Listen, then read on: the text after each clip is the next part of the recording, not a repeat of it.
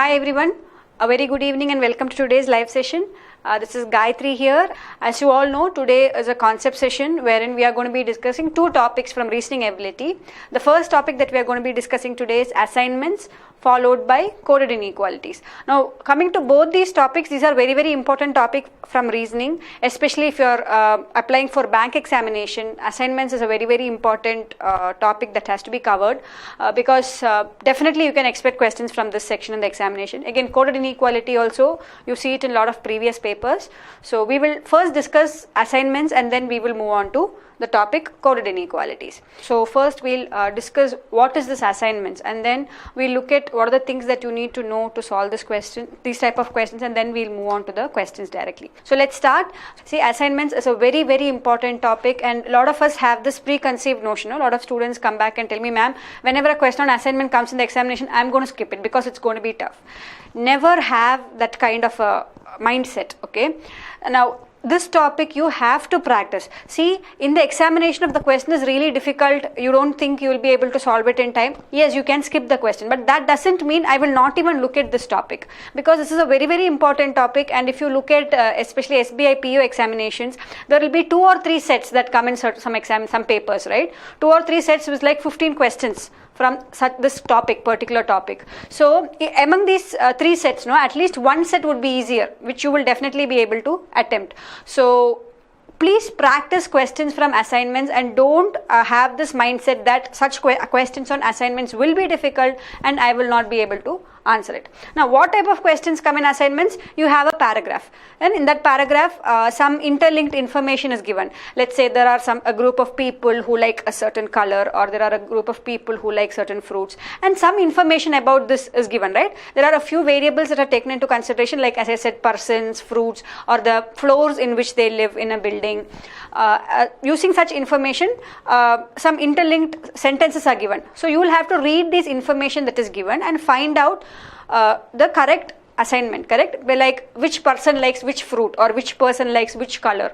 So you will have to read the information given. Based on that, you will have to make a conclusion, form a final data, right, wherein you are able to correlate the variables that are given correctly and answer the questions that follow. Generally 4 to 5 questions come from one set or one paragraph.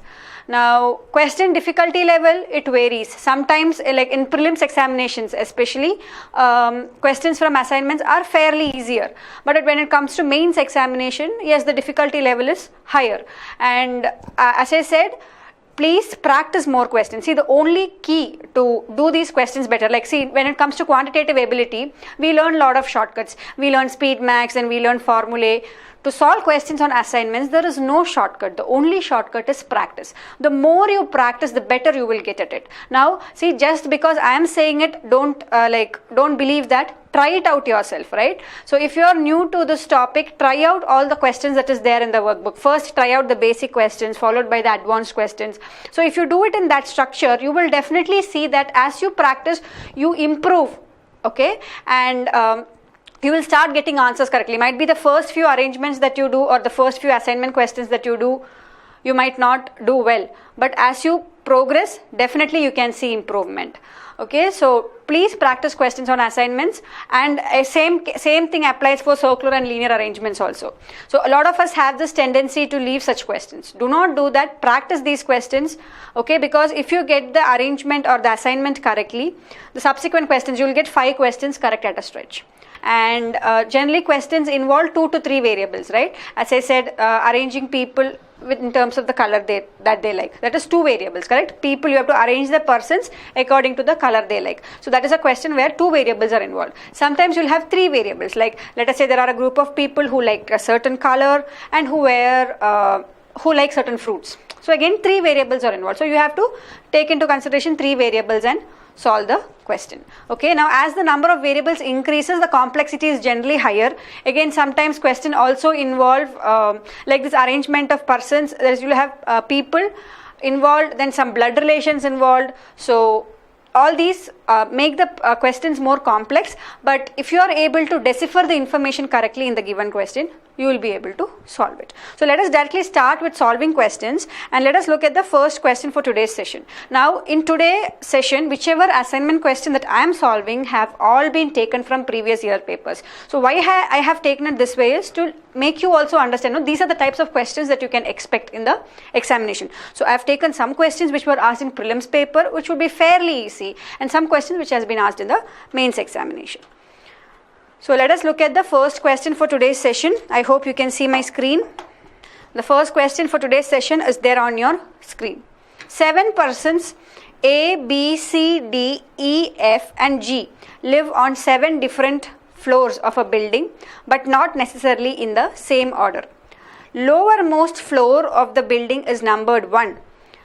One above that is numbered 2, and so on till the topmost floor, which is numbered 7.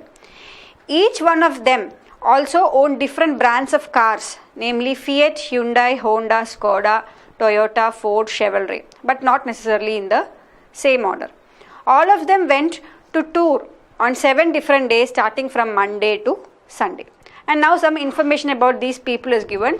You have to find out you have to assign them correctly, the variables correctly, and answer the questions that follow. Yes. So what is given here? There are 7 floors, correct? And how are the floors numbered? Like this, right? 1, 2, 3, 4, 5, 6 and 7. Okay. Now what is given first? What are they saying? A lives on an odd numbered floor, but not on floor number 3. So where can A live? A can either live in floor number 1 or 5 or 7. Because why? See, totally I have 7 floors starting from 1, and A is living in an odd numbered floor. So it can either be in 1 or 3 or 5 or 7. But they have very clearly mentioned that A does not live on 3. So A has to live either in 1 or 5 or 7. Then if you look here, there is one statement which says that the one who owns Toyota lives immediately above A. So one who owns Toyota lives immediately above A, means A cannot be in this 7th floor, correct? If A is here, then Toyota has to be on top of A, which is not a possibility. So now I can narrow down and say that A is coming either in 1 or in 5. See, basically what I am trying to do is I am trying to fix the position of A, at least one person, so that I am able to solve the question further. So now I know that A is either coming here or A is coming here. So there are 2 cases that I have. Let us try out both the cases simultaneously and see which is the correct case. Okay, A lives in an odd numbered floor, but not on number 3. Only 2 persons live between D and the one who owns Toyota. Then here it is given that the one who owns Toyota lives immediately above A. So if this is A, in this case, right, there are 2 cases here. The first case is where A is in floor 1, and the second case is where A is in floor 5. So in this case, this is going to be Toyota, right? The place 6, that is going to be Toyota. And in this case, the second one, right? Second floor is going to be Toyota. So we have 2 cases here. Then next, what is given? Only 2 persons live between D and the one who owns Toyota. So if this is Toyota, which has to be D, in this case 1, 2, this has to be D. Similarly, if this is Toyota, which should be D, 1, 2 and this has to be D. Okay, again I can fix the position of D based on the given information in both the cases. Then the one who owns Honda lives immediately above C. Okay, the one who owns Toyota went to tour on one of the days before Thursday. So the person who owns Toyota, right, is going to tour before Thursday. That means he is either going on a Monday or Tuesday or a Wednesday. See, they have very clearly given that the week is starting from Monday and ending on Sunday. So the one who goes in Toyota either goes for the tour on Monday or Tuesday or Wednesday. Then the one who owns Hyundai lives on an odd numbered floor above D. So the one who owns Hyundai means in the first case, which is the only odd number floor above D that is there, it is going to be H, correct? So H is going to own Hyundai. So only one possibility, right, to put Hyundai, because it is given that the one who owns Hyundai lives on an odd numbered floor above D. So odd numbered floor above D means here it has to be 7. Now if you look at this case, there are two possibilities, correct? Either A can be the one who owns a Hyundai, or it can be this, right, 7 who owns a Hyundai. Now two possibilities are there when it comes to the next case. So in the first case this is Hyundai, in the second case you have two possibilities. Then only 3 persons live between C and the one who owns Hyundai. So 3 persons live between C and the one who owns Hyundai means in this case where should C be? 1, 2, 3. This has to be C. 3 persons between the one who owns Hyundai and C. So this is going to be C. But if you look at this case, if I take this to be Hyundai, then which should be C? 1, 2, 3. This has to be C, which is not possible. I have already placed D here. So Hyundai coming here is not a possibility. I can eliminate that. So I can very clearly say that this is going to be Hyundai. And if this is Hyundai, which has to be C, there are 3 people in between Hyundai and C. So this definitely has to be C. It can't go on top. It has to be in the bottom. So let me just erase this thing here so that we are not confused. Yes. Then what else is given? The one who owns Hyundai lives on an odd number floor above D. B lives on the floor above E. Only 3 persons live between C and the one who owns Hyundai. The person who went for tour on Friday owns a Fiat car. So the person who owns a Fiat car goes on a Friday for tour. Then the one who owns Fiat lives immediately above the one who owns Chevrolet. Okay, then it is given, let that be there. G lives on an odd numbered floor. So G lives on an odd numbered floor means if you look in the first case, where is the only possible place where I can place G? G has to be in the 7th floor. Similarly, here also G has to come here in the 7th floor because everywhere else you have finished, right? 1, 3 and 5 is filled in both the cases. So G is definitely in the 7th floor. I have filled the position of G. So G lives on an odd numbered floor. E does not own Honda. D went to tour on Sunday. So D goes to tour on Sunday. So that also I know. Okay, so I am fixing that also. D goes to tour on Sunday. Then only one person lives between B and E. Okay, the one who owns Toyota lives immediately above A. The one who went to tour on Wednesday immediately after the one who owns Hyundai. Okay, then the one who owns Hyundai went to tour immediately before the one who lives on floor number 3. So if you look at the second case, no, the one who owns Honda went to tour immediately before the one who lives on floor number 3. If you see here, the one who lives on floor number 3 is D, correct? So the person who is owning Hyundai will go on a Saturday, correct? The one who owns Honda went to tour immediately before the one who lives on floor number 3. Okay, again let us keep that all aside. Now what else information can we use? See, you have to fix the position of B and E. Now what are they saying? B lives above E, and it is also given that B has to be on top of E and only one person lives between B and E. So where can I possibly place B and E? Then the one who owns Fiat lives immediately above the one who owns Chevrolet. So so Fiat has to be immediately above Chevrolet, correct? Now let us try to fix that here in this arrangement. Okay, if you are trying to do here, yeah, see, it is one more information which you can use here is to fix the person who owns Honda. The one who owns Honda lives immediately above C.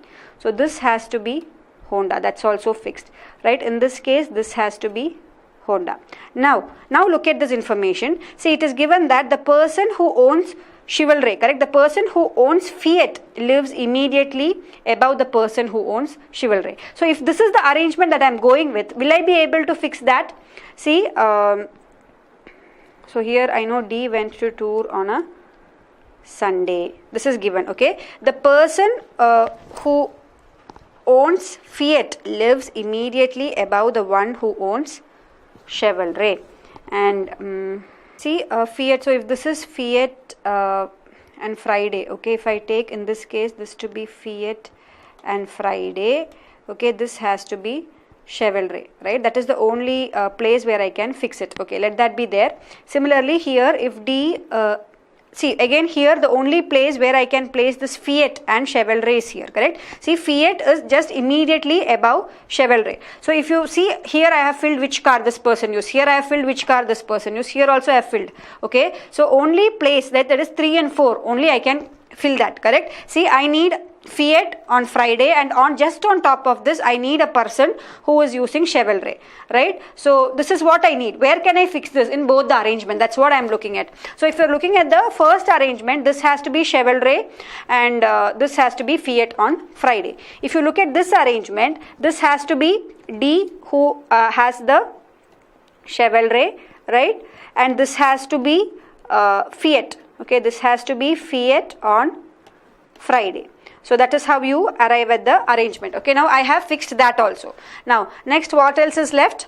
The one who owns Fiat lives immediately above the one who owns Chevrolet. G lives on an odd numbered floor. E does not own Honda.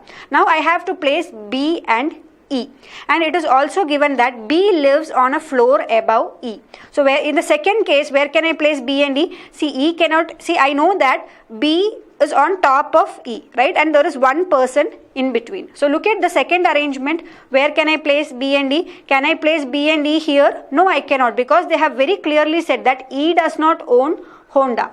So this has to be E and this has to be B here according to this arrangement, right? Now if you look at this case, right, where should B and E be? See, I know that again B and D cannot be here, correct? This cannot be B, this cannot be E. So definitely this has to be E and this has to be B as per the given information. Then, so we are fixed till then, till here. Then what do they say? Only one person lived between B and E. The one who owns Toyota lives immediately above A, that we have used. The one who went to tour on Wednesday immediately after the one who owns Hyundai. Yeah, see the person, this, what does the statement mean? The one who went to tour on Wednesday immediately after the one who owns Hyundai means the person who owns Toyota, right? I mean the person who owns Hyundai has gone for the tour on a Tuesday, correct? Because what are they saying? The one who went for tour on Wednesday goes immediately after the one who owns Hyundai, means the person who owns Hyundai is going on a Tuesday. So the person who owns Hyundai is going on a Tuesday, and there is a person who is going on Wednesday. So that also you have got. So this is going to be Tuesday. Then the one who owns Honda went to tour immediately before the one who lives in floor number 3. So here, who is living in floor number 3? Floor number 3 is D, and he is going on a Sunday. That means that Honda is going on a Saturday. Okay. Now that is also clear. So here again C is there here on third floor. Now we don't know which day C is going, so we can't fix anything there for now. Let that be there. Then there are two persons who live between floor number 4 and the person who went to tour on Wednesday. So there are two people who live between the person who went to tour on Wednesday and floor number 4, and it is also given that the one who went to tour on Wednesday is not C. So two people are there between 4 and the person who went on Wednesday means which is the person who went on Wednesday? Either it has to be 1 or it has to be 7, correct? Because they are saying two people are there in between, but they have also very clearly said that C is not the one who is going on Wednesday. So definitely who is the person who is going on Wednesday? It has to be G, right? So G is the one who is going on Wednesday. Then the one who went to tour on Wednesday was not C. Yeah, so with that you have fixed that. Now what else are we left with? It is also given that neither A nor C owns a Skoda. So who should own a Skoda? If you look at this arrangement, the person who owns a Skoda has to be G. So that also you are able to fix. So what will be owned by C? So the only person whose car we need to find out now is C. So C definitely has to be Ford. Similarly, the only person we are left here is F. Now we are left with 2 days, right? Which are the 2 days that we are left with? Monday and Thursday. Now again here they have given that the person Toyota, right? The person who goes on a Toyota either goes on Monday, Tuesday or Wednesday. Now Tuesday and Wednesday is already fixed. So the person who goes on Toyota should go on a Monday, and the person who goes in Ford should go on a, we are left with Thursday. So this is going to be your final arrangement. Here if you see in between we are getting stuck, we are not able to move further. So this arrangement is this case is definitely wrong. Yes? Is it clear? So this is the final arrangement that we get, and based on this you have to solve the questions that follow. See, always remember, for any question on assignment there should only be one final answer that you get, or one final such arrangement that you get, right? The only one answer should be there. If there are more or one answers, then it becomes ambiguous. Okay, if you here we tried two cases by placing A in different positions, either 1 or in 5. But when we tried out placing A in 1, we are stuck in between, we are not able to proceed further. If you look at the second case, the arrangement comes correct completely. Yes? I think 2016 SBI PO paper, but you can check back, just if you type these wordings online itself, you will be able to get which year this puzzle was asked. But as I say, you have to practice these questions, right? At the end of the day, you cannot leave all the questions that come from this section in a paper. There can be 2 or 3 sets that come in a paper, and we cannot leave everything. We will have to try out at least one based on the number of questions that come in the examination. Yes? See, again another reason why this first arrangement is failing. Okay, see, what we did at one point, we couldn't get anything and we just stopped doing this arrangement. Now when you reach this step, another thing that you realize is that they have given here neither C nor A owns Skoda. But with the current arrangement that you have got here, in the first case, what is happening? Either C or A has to own Skoda, because everywhere else we have filled the place. Right, we are left with C and A, so this has to be F, and we are left with C and A where at least one has to own a Skoda, which will not satisfy this statement. So that's why you end up saying that this is wrong and this is the right one. Yeah. So I just wanted to also I just want you also to know that why this case is not true. Right, we stopped it in between because we were not able to arrange it, and this was the final answer that we got. But this is the reason why this also fails. Okay, so now let's look at the questions that follow this. First question, which of the following car does A own? So A owns which car? Hyundai. So the correct answer is option D. Which of the following combination is true with respect to the given arrangement? So Ford owns C, correct? That is the correct one. See, again F is owning actually Honda, and G owns Skoda. D owns Chevrolet, and B owns Toyota. So all these are wrong. The correct answer here is Ford C, because that is the only correct one that they have given. Match. Then, if all the persons are to be made sit in the alphabetical order from top to bottom, the positions of how many persons will remain unchanged? So how do you solve that? All the people are made to sit in the alphabetical order from top to bottom. That means this will be A, B, C, D, E, F, and G. So how many people's position are unchanged? See, position of F is unchanged, FF, correct? Similarly, position of B is unchanged, BB. Everybody else position is changing. So there are only 2 people whose position remains unchanged when you make that arrangement. So the correct answer here is option C, 2. Now, next question. So try out this next question. This was also a previous year question. Okay? In a public sector undertaking township, there are 5 executives: Ambrish, Amit, Rohit, Manu, and Tarun. Two of them play cricket, while the other 3 play different games: football, tennis, and chess. One cricket player and a chess player stay in the 3rd flat, whereas the other 3 stay in flat 2, 4, and 5. So I'm just writing down whatever is given here. In the meantime, you can solve. So I'm not going to actually be solving, I'm just writing it down. So you have flats, right? You have flats 2, 3, 4, and 5. So out of these flats, what is happening in the 3rd floor, right? In the 3rd flat, who is staying? There is a cricket player and a chess player. They are staying. Now other 3 flats are occupied by one by a cricket player, one by a tennis player, and one by a football player. Because there are 2 cricket players and 1 football player, 1 tennis player, and 1 chess player. Next, what is given? 2 of these 5 players are mechanical engineers, while other 3 are quality inspector, design engineer, and power engineer respectively. Okay, so and they have given details about the ages of these people. What does the first statement say? The chess player is the oldest in age. So what is given here? One cricket player and a chess player stay in the third flat, that I have written, right? One cricket and one chess player stay in the third flat.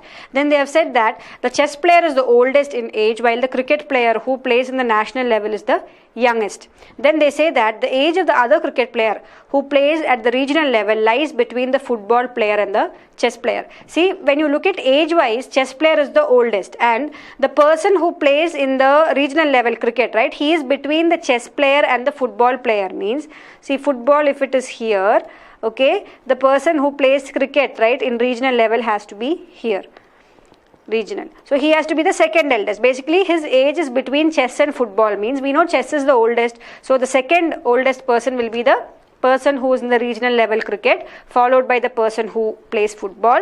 The last one we know again is the person who plays cricket. So in between here should be the person who plays tennis, or the second last, right? When you look at age, second youngest should be the person who plays the tennis. So this is how you arrange the people according to their ages, right? So this is the eldest one, second, third, fourth and fifth, where 1 is eldest and 5 is youngest. So this is how you arrange them with respect to their age based on the given information. Then they are saying that Manu is the regional player and stays in the third flat. So Manu is the regional player, he lives in the third flat. So now who is the regional player? That also I have found out. Manu is the regional player. And where is Manu staying? So Manu is staying in the third flat. So this is going to be Manu, right? Manu plays regional cricket. So that also I have got extra information. Then while Tarun is a quality inspector, stays in the fifth flat. So who is Tarun? Tarun is the quality inspector, right? Quality inspector, he is living in the fifth flat. The football player is a design engineer and he lives in the second flat. So here the person who is living here is a football player and he is a design engineer. Now next, what is given? Second flat. Amit is a power engineer and plays chess. So who is the other person who is living with Manu on the third floor? It is going to be Amit, because it is given that Amit plays chess. So who is the eldest person in the group? That is also Amit. And Amit is a power engineer. So Amit is the person who plays chess and Amit is a power engineer. That also we have got. Then plays chess, while Ambarish is a mechanical engineer and plays cricket in the national level. So who is Ambarish? Ambarish is a mechanical engineer, plays cricket in national level, right? Cricket in national level. Now if you look at the arrangement of the flats that we have done, right? See, we have flat number 2, 3, 4 and 5. Now out of this, if you actually see, second flat is occupied by the football player who is a design engineer. Third flat is occupied by Manu and Amit. Amit is a chess player and he is a power engineer. And see, if you look at fifth floor, Tarun is there, who is a quality engineer. So who should actually come in the fourth floor? The fourth floor definitely has to be this Ambarish, who is a mechanical engineer, also a cricket player at a national level, right? That is the only place where I can fit this person. Where else can I fit him? I cannot fit him anywhere else, correct? Because if I try to fit him in 5 is already taken by Tarun, he cannot come. The other empty place here is 2. We don't know who is the one who is playing football. Again, that flat 2 has to be filled in by the person who plays the football, which cannot be this Ambarish fellow, right? Because Ambarish is the mechanical engineer who is a cricket player at the national level. So the flat 4 has to be occupied by Ambarish, who is a cricket player at national level, right? And he is a mechanical engineer. Now if you look at Tarun, right? Tarun is a quality engineer. Now what should be the game that he plays? It has to be tennis, because if you see, all other games are filled up, right? Football is here, 2 cricket players, 1 chess player is also done. So definitely Tarun has to be tennis. So that also you have fixed. Next, what else are we remaining to fix? We have to fix who is the next mechanical engineer. See, we know Amit is a power engineer, correct? Power engineer only, no? Where have they said about Amit? Yeah, Amit is a power engineer. You have fixed that. Ambarish is a mechanical engineer. Tarun is a quality inspector. This person who plays football is a design engineer. So who should be the other mechanical engineer that we are looking at? The other mechanical engineer that you look at has to be this person, right? That is Manu. So Manu should be the other mechanical engineer, because here he is a design engineer, here he is a power engineer, mechanical engineer, quality engineer. So the next only person that we are looking at is Manu, who is also a mechanical engineer. So that is the final arrangement that you get. Yeah, Amit, Manu, then you have, yeah, again name wise we are left with this person, right? Who is the person who likes football? It has to be Rohit, because everywhere else we have filled everybody, right? So Rohit has to be the person who likes football. So if you, this is Rohit, and the person who likes tennis is Tarun, and this is the youngest one, or the national level cricket player is Ambarish. Yes. So age wise, okay, if you arrange, the oldest one will be Amit, followed by Manu, Rohit, Tarun and Ambarish. Now if you look at each person, what game they like and their profession, that, see again, game they like, you can see Amit likes chess, Manu likes cricket, Rohit likes football, Tarun likes tennis, and national level cricket is played by Ambarish. Now each floor which person stays, see floor number 2 is Rohit stays there, he is a football player and a design engineer. Floor number 3, you have Manu and Amit, where Amit is a chess player and a power engineer, and Manu is a regional level cricket player and a mechanical engineer. 4th floor you have Ambarish, who is a national level cricket player and a mechanical engineer. 5th floor you have Tarun, who is a quality engineer and a tennis player. So that is the final arrangement that you get.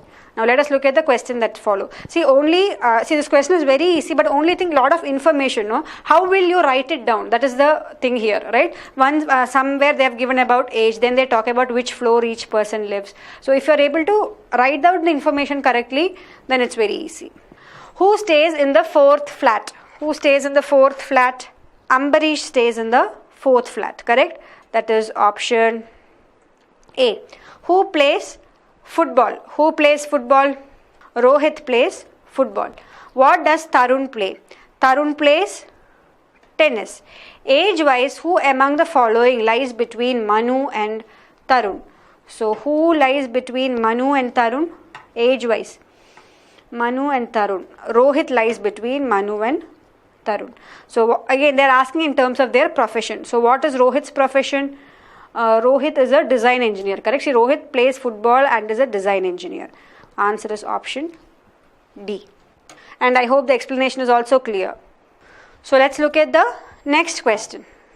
The next question for the session is there on your screen.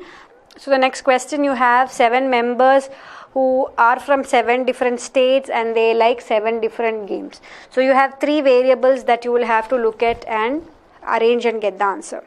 7 members are there, okay, they belong to different places and they like different sports. Now Anand represents Kerala, okay, Anand is from Kerala and likes chess.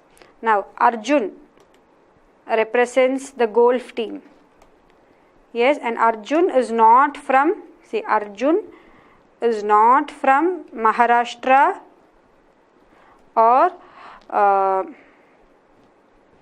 UP, right? Arjun is not from Maharashtra or UP. Then it is given Sania represents Madhya Pradesh, right? I am just writing Madhya. Sania represents Madhya Pradesh for either badminton or TT. So Sania plays either badminton, right? Let's write it as BD or TT. Now we don't know which one she plays. Then Pankaj represents Odisha but not for cricket or table tennis. So Pankaj represents Odisha, and it is given that Pankaj does not like cricket or table tennis, TT.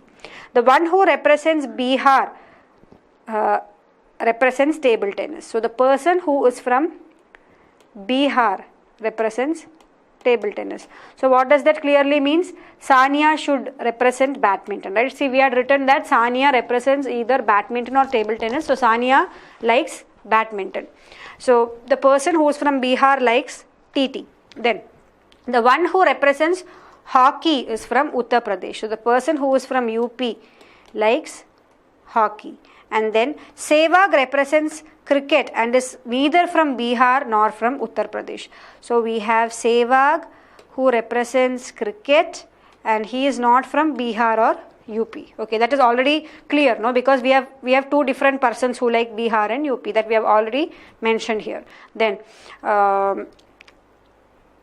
Srijesh does not like Bihar. So now if you look at this given arrangement that we have got, where should Srijesh be? See, Srijesh does not like, see, we have to, totally how many people are there? 1, 2, 3, 4, 5, 6, 7 people are there. Out of the 7 people, we have to fix 2 persons alone. Now, who are the 2 persons that we have to fix? We have to fix Srijesh and Kamal. Now, out of the Srijesh and Kamal, they have already given that Srijesh does not like Bihar. Right, he does not represent Bihar. So where should Srijesh be? Srijesh has to be the one who represents UP. So if Srijesh is the one who represents UP, Kamal has to be the one who represents Bihar. You have got that. Now next, see, it is given Arjun does not like Maharashtra or Uttar Pradesh. Now the 2 places that we are left to fix, Arjun is not from Maharashtra or Uttar Pradesh. So Arjun definitely has to be from Haryana, because we have to fix only Haryana and Maharashtra. So if Arjun is from Haryana, Sehwag has to be from Maharashtra. Now if you have fixed this also, now only game that you are left to fix here is billiards. So Pankaj is the one who should be from Odisha who like billiards. Yes, so I'm just reading out the final arrangement. Anand is from Kerala, likes chess. Arjun is from Haryana, likes golf. Sania is from Madhya Pradesh, likes badminton. Pankaj from Odisha likes billiards. Kamal from Bihar likes table tennis. Srijesh from UP likes hockey, and Sehwag from Maharashtra likes cricket. So this is the final arrangement that you get. In this particular question in the examination, you should be able to solve it in less than 3 seconds, and you will also get all the subsequent questions correct. Look at the difficulty level of this particular one. It's fairly easy compared to the first one that we did. So that's what I have. So what you understand is that sometimes questions can be complex, sometimes they are easy. So don't have a mindset thinking that whenever a question on assignment comes, I'm going to skip it. Don't do that. Okay. See, if this question was actually an exam question, and see, if you had taken this examination, I'm sure you would have got it correct if you had tried it. Okay, so let us look at the first question. Who among the following represents Bihar? Who represents Bihar? Kamal represents Bihar. And which of the following combination is correct? Which is the correct combination? Kamal likes cricket, no, not correct. Pankaj is from Kerala, not correct. Anand likes golf, not correct. Sehwag is from Maharashtra, that is the correct one. All the other are wrong. Who represents badminton? Arjun, Kamal, Srijesh, Sania, none of these. Who represents badminton? Sania. Option D. 2 among the following form a group in a certain way. Which of the one does not belong to the group? Basically, you have to find out the odd one. Tell me which is the odd one here. See what is given here. If you see Sania, table tennis, Bihar, the assignment is not correct. No, Sania is actually, Sania does badminton. Similarly, Anand, Kerala is correct, but Anand does not like billiards. Anand likes chess. But if you see here, Arjun is from Haryana and likes golf. Right? So if you see, this is the odd one. These 2 are wrong. They are given wrongly, correct? The assignment is not correct. But if you look at the third one, the assignment is correct. So Arjun, Haryana and golf should be the answer. See, Sania does not like TT. Anand does not like billiards. But Arjun likes golf. So he is the odd one here. Is it clear? So I think with that, the question that I've chosen for this topic, assignment, is done. So as I said, when it comes to questions on assignments, there are no shortcuts. The only thing is how you decipher the information correctly and how you represent the given information and how fast you're able to solve the question. So as I said, more and more practice is required to solve questions on assignments. So with this, we come to an end of the questions taken for assignments in today's session. Now what I want you all to do is please check out the additional and advanced examples that has been solved from this topic in our video lessons, right, in our workbooks. So if you look at that, you have, that is enough and more practice for you before you take up any test. Okay, so try out all the questions that is there in the additional and the advanced workbooks. Then now the next topic that we are going to be discussing today is coded inequalities. Now coded inequality is a fairly simple topic, a mark scoring topic from reasoning ability, and questions from these topic are based on the inequalities. What are the general inequalities that we use? Greater than, less than, greater than or equal to, and less than or equal to, or not equal to. These are the inequalities that we use, right? What is equality? Equality means equal to. Let's say 3 into 4 is equal to 12. That is an equality, correct? 3 into 4 equals 12. Or if I say 3 into 4 not equal to 9, right, that's an inequality. Or I can say 3 into 4, that is 12, is greater than 9. Or let us say 9 is less than 12. So all these are inequalities. So questions from inequalities, basically there are two types can come. Either they directly give you the inequality between the variables or the relationship between the variables. For example, they say that B is greater than C and C is greater than D. What is the relationship between B and D? So they give you some statement followed by some conclusions that you should derive from these given inequalities and state which is the answer that you are looking at.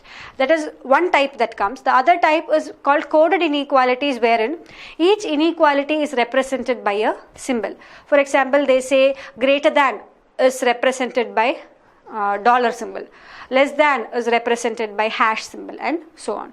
And the questions will also be like that, B hash H. So what does hash stand for? You will have to look for that from the given information, substitute that inequality here, and then solve the question that follow. So these are the types of questions that you can expect from the topic inequality. So I think we'll directly start looking at the questions, and because it is see, there is only thing that you need to know to solve this question is a basic idea of the inequality, what each stands for, right? Each symbol stands for. See, greater than, less than, right? We all know that. It's very easy. So if you know that logic, solving questions from this topic is very easy. So as I said, the common inequalities that you need to know is greater than, less than, greater than or equal to, less than or equal to, right? So this is greater, less than, greater than or equal to, and this is less than or equal to. And you have equal to, which is the equality that you know. Similarly, you have not equal to, means you just put it like this. If you know these symbols, very easy. As I said, sometimes what they do is, see, for example, the question that you see here on screen, they have directly given W is greater than D, greater than or equal to D, and so on. Sometimes what they do is, they will say that A at B means A is less than B. Okay, and in the question it will be like W at D. So what does this mean? You will have to take this as W is less than D based on this given information in the direction. So this is called coded inequalities, where each inequality is given some code. So based on the given information, try to find the relationship between the variable and try to get the answer. And also, as I said, questions from this type generally will have a statement followed by some conclusions. So based on the given statements, you will have to find out the relationship between the variables and see if using that relationship you can conclude any of the given conclusions and mark the answer accordingly. So let us look at the first question from this topic for today's session. See what is given here. In these questions, relationship between different elements is shown in statements. These statements are followed by two conditions. So give the answer if only one follows, two follows, etc. Okay, now what is the statement here? What does the statement say? W is greater than or equal to D, less than M, less than P, less than A, equal to F. First conclusion is about the relationship between F and D. So let us see whether based on the statement I am able to arrive at this conclusion. See what is given. If I backtrace, what are they saying? F is equal to A, correct? And it is given A is great, P is less than A means A is greater than P. So and F is equal to A, right? I know F is equal to A and A is greater than P. So I can say directly F is greater than P. Similarly, P is greater than M and M is greater than D. So by looking at the given information, I can definitely say that F is greater than D. So the first conclusion follows. Yes. Now look at the second conclusion. What does it say? P is less than W. Again, if you try to compare P and W, relationship between them, what do you get? See, I know P is greater than M is greater than D. And I also know D is less than or equal to W, correct? See, I know P is greater than D and I also know D is less than or equal to W, but I don't know, see, using this, I cannot find the relationship between P and W. See, either W can be less than P or W can be greater than P or W can be equal to P, we don't know, correct? So, a relationship between P and W you cannot find out using the given information. So, only conclusion 1 follow. So here the correct answer is only 1 follows, which is only one follow means option 1. Only conclusion 1 follow. Next question. H greater than or equal to M, M greater than F, F less than A equal to B, and B greater than S. So based on these statements, now you have to check if these conclusions follow. First thing they are asking you is the relationship between H and B.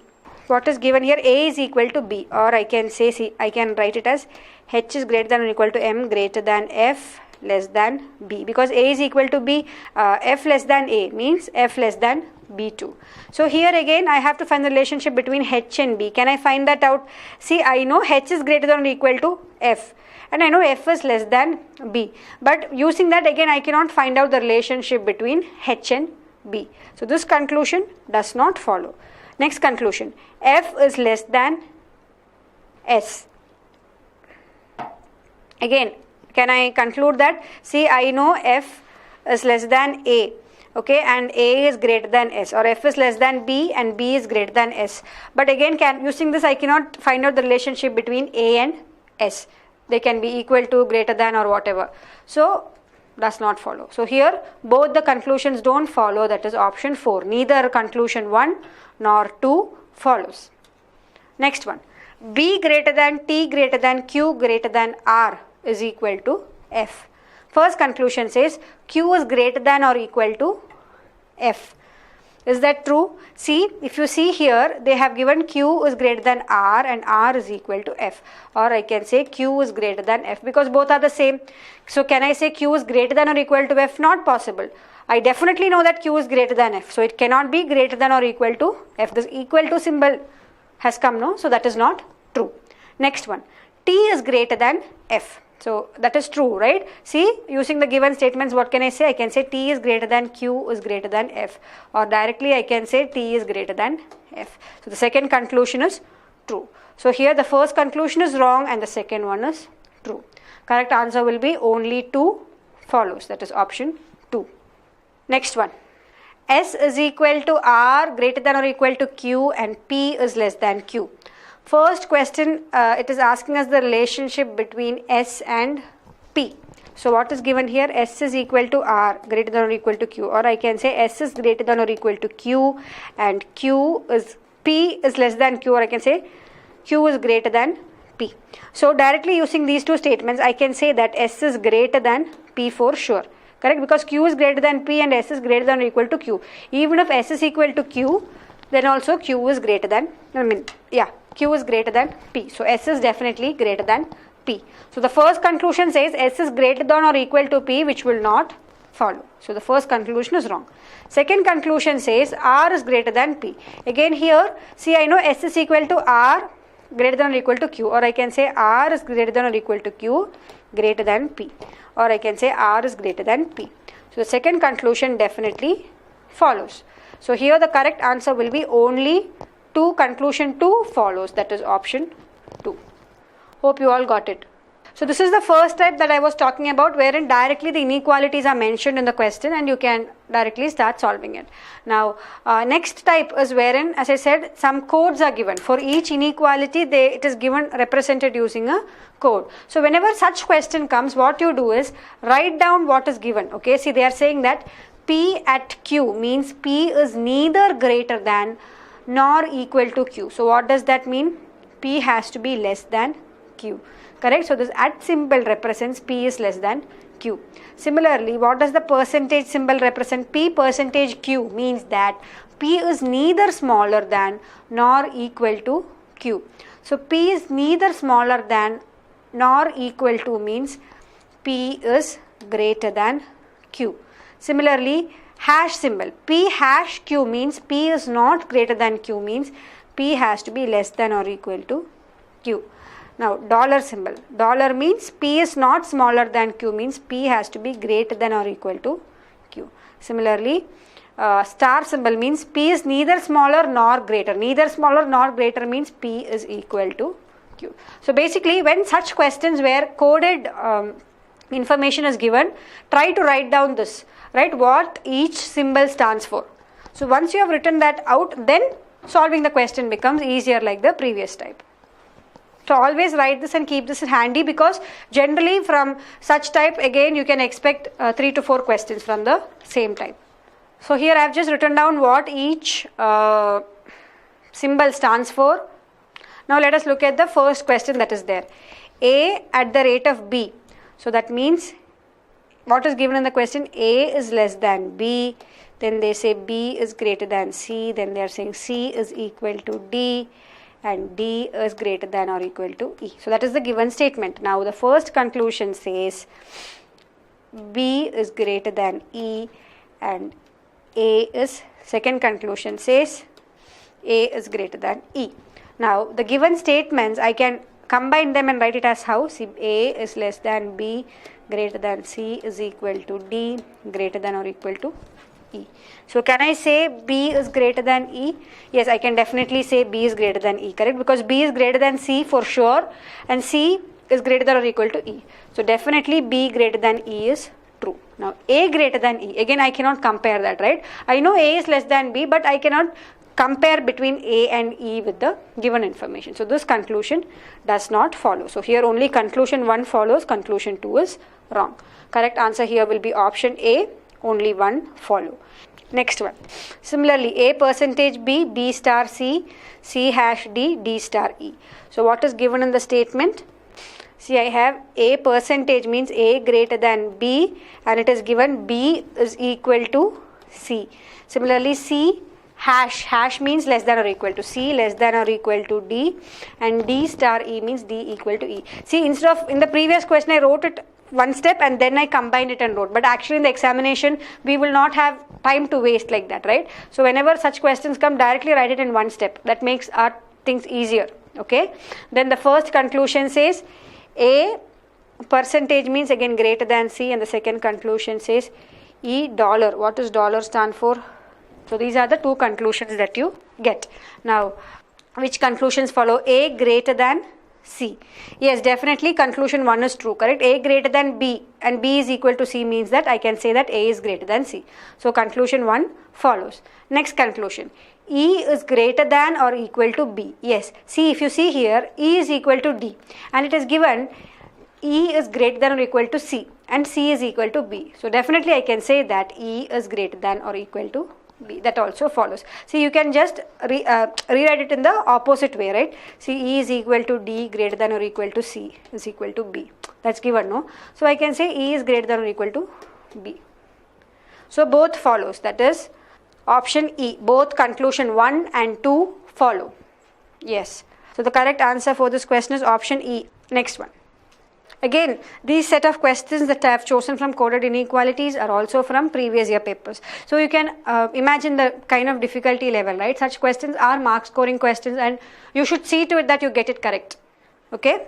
So a very important thing when it comes to examinations is choosing your questions wisely. So these are some questions which you should not miss out on. Definitely you should choose them and get them correct in the examination. Next. A star B, B dollar C, C hash D, D at the rate of E. So what is given here? A star B means A is equal to B, B dollar C means B is greater than or equal to C, and C hash D. Hash means less than or equal to, right? C less than or equal to D, D less than E. So that is your statement. Now what is the first conclusion? The first conclusion says E star A. So E star A means E is equal to A. Second conclusion says C greater than A. These are the two conclusions that you have. Now first conclusion. See, can we say E is equal to A? Definitely you cannot say. Immediately you can cancel it, right? I cannot say E is equal to A based on the given information. Next, C is greater than A. See, very clearly C is less than or equal to A based on the given information. So this is also not true. So here the correct answer again will be neither 1 nor 2 follows. That is option D. Next one. A dollar B, B dollar C, C star D and D at the rate of E. What is A dollar B? A greater than or equal to B, greater than or equal to C. C star means C is equal to D, less than E. Correct? That is what is given. First conclusion says A greater than or equal to E, and second conclusion says E is greater than C. So based on the statements directly, I can say E is greater than C. Correct? See, here you have E, here you have C. E is greater than C. That's correct. Then if you see A is greater than or equal to E, again you cannot compare A and D, right? Here I know A is greater than or equal to B and I know D is less than E. But again comparison between A and E is not possible with the given information. So this is wrong. So the correct answer for here will be only conclusion 2 follows, that is option B. Next set. So similarly this is also based on coded inequalities where each inequality is represented by a symbol. Here at represents what? At represents greater than or equal to, and then plus represents smaller than or equal to, percentage represents greater than, into represents smaller than, and dollar represents neither greater nor smaller. That means dollar represents equal to. So that is what is given. Now let us look at the statements. M at the rate of R, that is what is given in the statement. M is greater than or equal to R. R percentage, R is greater than T. T is equal to K. That is given in the statements. What is the first conclusion saying? K into M, or I can say K is less than M. The second conclusion says T less than M. So very clearly from the statements you can say that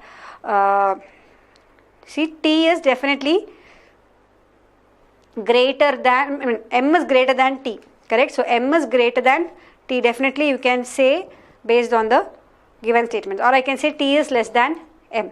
That is true.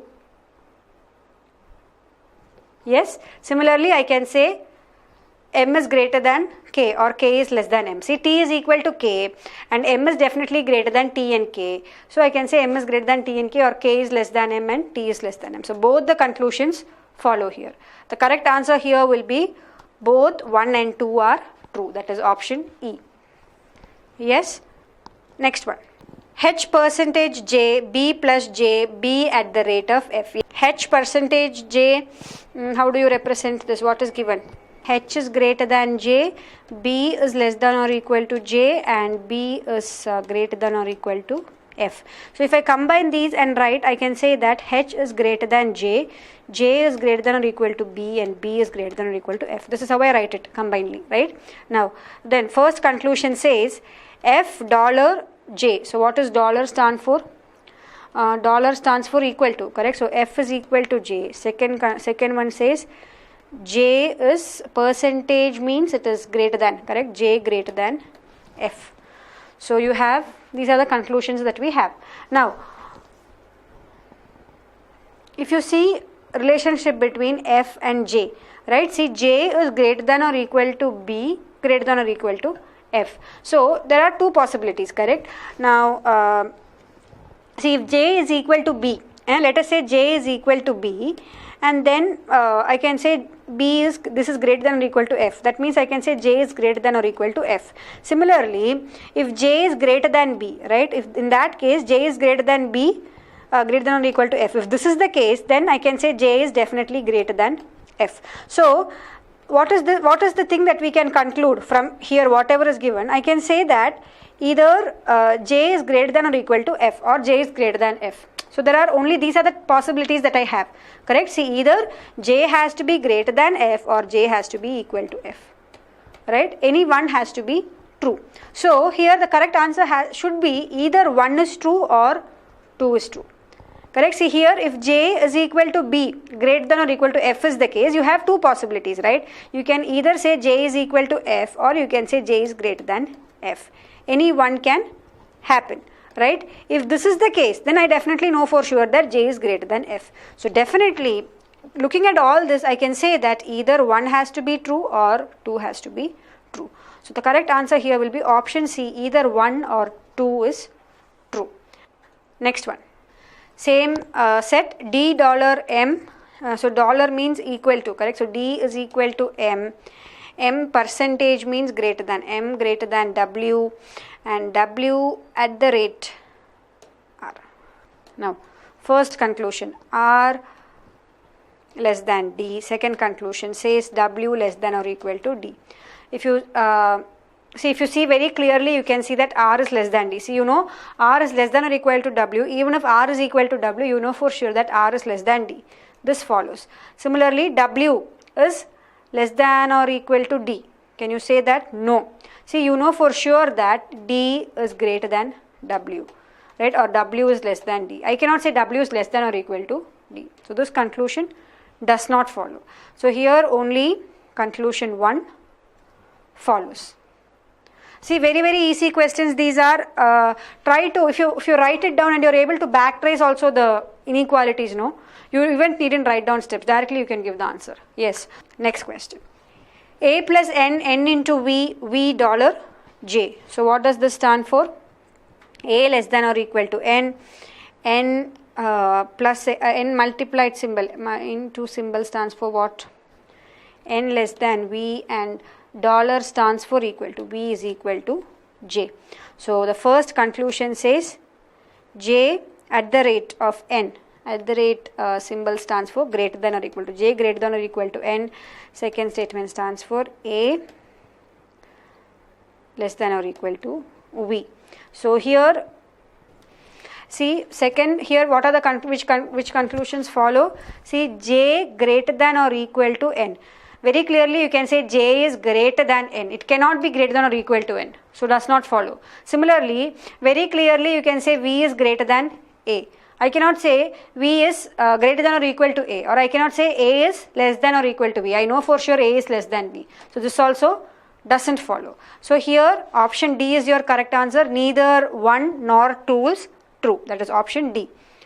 Next, again same arrangement, same set. So K into T. So into means K less than T, and T into T at the rate of B. At the rate means greater than or equal to B. B plus M means B less than or equal to M. First conclusion says M is greater than T. Second conclusion says K is less than or equal to B. See, you know K is less than or equal to B. Again, we cannot find the relationship between K and B, because if you see symbols are like this, right? What can you say about the relationship between K and B? You cannot. Similarly, if you look at M and T, again you cannot. Right? Here you have a greater than or equal to, here you have a less than or equal to symbol. Using that, you cannot find the relationship between these two.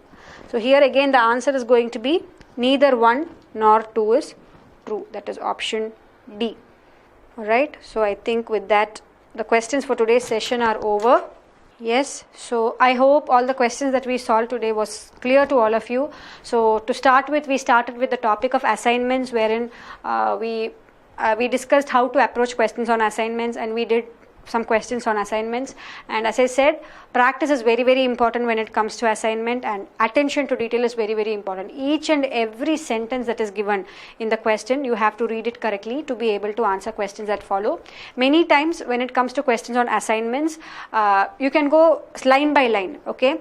That is, first line you read, then the second line you read, and you will be able to write down the given variables and match them correctly. But many times what happens is you will have to reread the given statements and take information from in between here and there and then make the arrangement. For example, the first question that we did today, we had to do that, right? From here and there information you had to take to start with arranging the variables. But if you look at the question where we did where we arranged people according to the states and the game that they play, it was very easy, right? Statement by statement you could use and make the arrangement. So it varies from question to question. So the strategy that you have to use when it comes to assignment questions entirely depends on the question. Okay, so depending on the question, you will have to choose how to arrange. How to go about the question and solve it. Again, we tried out 2 cases today. For example, if you remember the first question that we solved, wherein we had people liking different cars and they go for tour on different days, right? So there were 2 cases there. We had to try out the cases simultaneously, right? That actually saved our time. Again, all these strategies that you follow varies from question to question. Again, as I said, sometimes question will involve blood relations. So sometimes it will make sense to do the blood relation first and then do the other remaining stuff. That is then try to arrange the remaining variables. So all this is very question specific, and you will know what to do for a question when you practice such type of questions, right? You will get an idea as to how to approach questions as you practice more.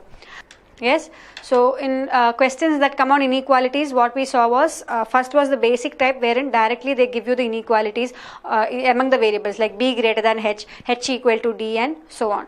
And there is a statement followed by two conclusions. You have to check which conclusion follows based on the given statement. The second type is wherein for each inequality it is represented in terms of a symbol. So when such case comes, just write down what each symbol represents and then solve. Okay, so that is it from us for today's session. So as I said, please go back and solve all the additional and advanced questions that is given in your workbook. See, the additional and the advanced questions are the really important ones, because those are the question types that you can actually expect in the examination, right? The difficulty level would be to match that. So try out these questions, and any doubt, please let me know. Great. So I'll see you in the next session, and this is Gayatri signing off. Till then, take care. All the very best with your preparation. Keep practicing. Take up all the mock exams that we give to you. Yes. So good night and take care. Bye.